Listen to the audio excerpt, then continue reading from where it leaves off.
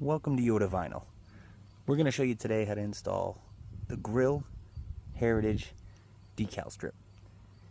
Now, please be aware these can be very simple to install, but also can be kind of a pain if you have never worked with vinyl. So I suggest professional installation or having someone that knows a lot about installing vinyl help you with this if you have never done it before.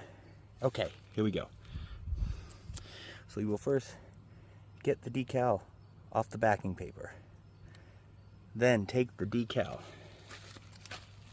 and you are going to place it and line up the edge right with the edge of the grill. And of course you can put the colors however you'd like.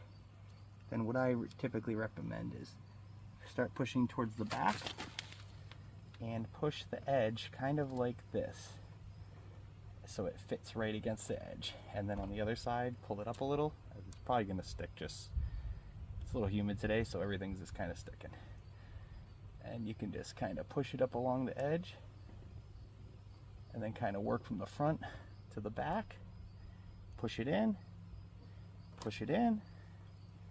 go back and forth on the grooves a few times.